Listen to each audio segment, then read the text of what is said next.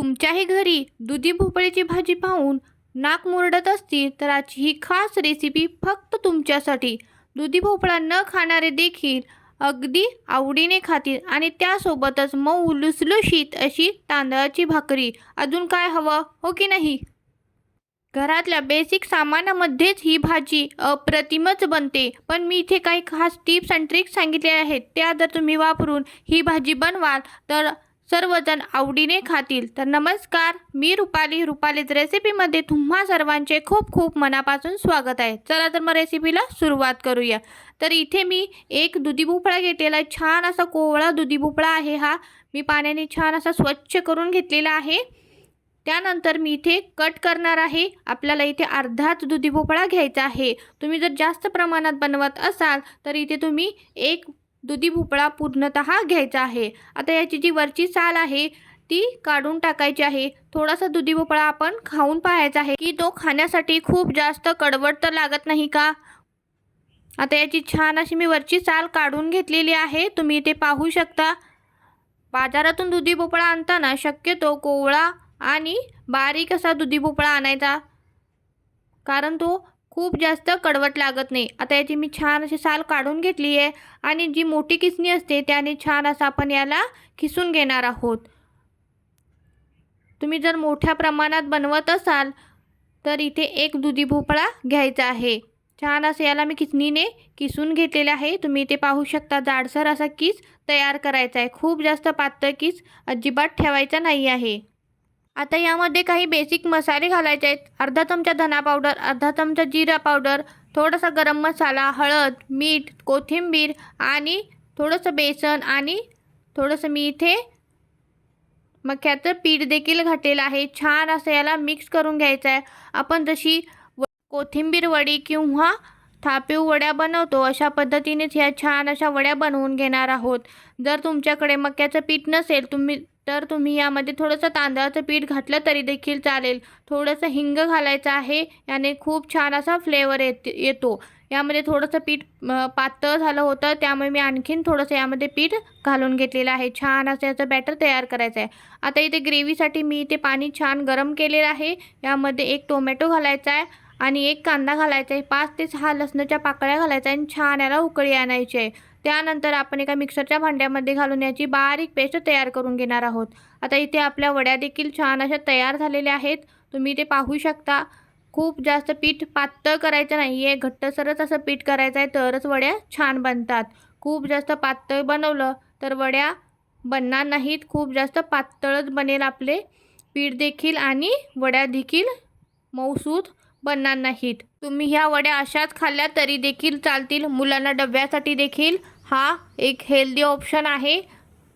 अशाच पद्धतीने थोडंसं याला फ्राय केलं किंवा शॅलो फ्राय केलं तरी देखील ह्या खूप टेस्टी लागतात आणि यामध्ये दुधी भोपळा घातल्यामुळे या पौष्टिक देखील आहेत. चला तर आता आपण ग्रेव्ही करण्यासाठी घेऊयात. तर त्यासाठी मी ते कढई छान अशी गरम केलेली आहे. यामध्ये तेल घालायचं आहे. तेल छान असं गरम झालं की अर्धा चमचा मी ते जिरे घातलेलं आहे. कढीपत्ता घालायचा आहे आणि एक हिरवी मिरची घालायची आहे. छान अशी झणझणीत फोडणी तयार करायची आहे. त्यानंतर लाल तिखट घालायचं आहे आणि आपण जी बनवलेली पेस्ट आहे ती यामध्ये घालून छान असं याला परतवून घ्यायचं आहे. 2 ते 3 मिनटं तेल सुटेपर्यंत आपण परतवून घेणार आहोत. यामध्ये आता बेसिक मसाले घालायचे आहेत.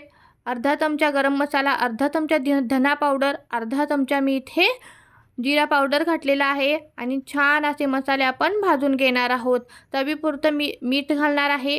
मीठ थोडंसंच घालायचं आहे कारण आपण ऑलरेडी वडींमध्ये मीठ घातलेलं आहे. त्यामुळे जितकं ग्रेव्हीला गरजेचं मीठ आहे तितकंच मीठ घालायचं आहे. थोडंसं किंचितचं हिंग घालायचं आहे. याने फ्लेवर खूप छान येतो. छान असे मसाले आपण 2 ते 3 मिनटं भाजून घेणार आहोत आणि जे छोटे छोटे पीसेस राहिलेले असतात वडींचे ते आपण यामध्ये छान असे मॅश करून घेणार आहोत, जेणेकरून आपली ग्रेव्ही आहे ती छान अशी दाटसर बनेल आणि खायलाही अगदी टेस्टी लागेल. छान असं याला 2 ते 3 मिनटं आपण परतवून घेऊयात. हलका असं आपण हे मसाले आहेत हलके छान असे परतवून घ्यायचे आहेत, जेणेकरून छान असं ग्रेव्हीला तेल सुटेल आणि आपली ग्रेव्ही आहे ती छान बनेल. आता यामध्ये पाणी घालायचं आहे. शक्यतो गरम पाण्याचाच वापर करायचा आहे. पाण्याला छान अशी उकळी आली की यामध्ये आपण हे बनवलेल्या वड्या घालणार आहोत. 2 ते 3 मिनटं आपण याला झाकण लावून शिजवून घ्यायचं आहे आणि वरून थोडीशी कोथिंबीर आणि कस्तुरी मेथी घालून आपण ही झणझणीत भाजी तयार करणार आहोत. आजची रेसिपी कशी वाटली कमेंट करून नक्की सांगा आणि अशाच नवनवीन रेसिपीजसाठी व्हिडिओला लाईक करायला विसरू नका. आणि पाहू शकता किती छान असे आपली झणझणीत ग्रेव्ही तयार झालेली आहे.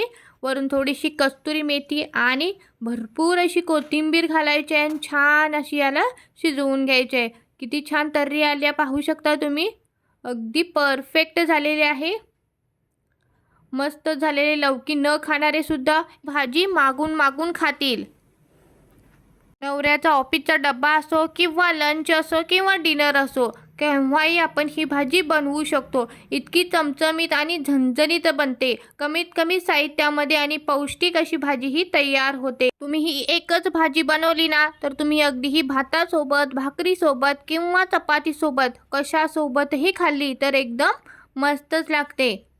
चला तर मग व्हिडिओ आवडला असेल तर व्हिडिओला लाईक करा आणि अशाच नवनवीन रेसिपीजसाठी चॅनेलला लवकरात लवकर सबस्क्राईब करा.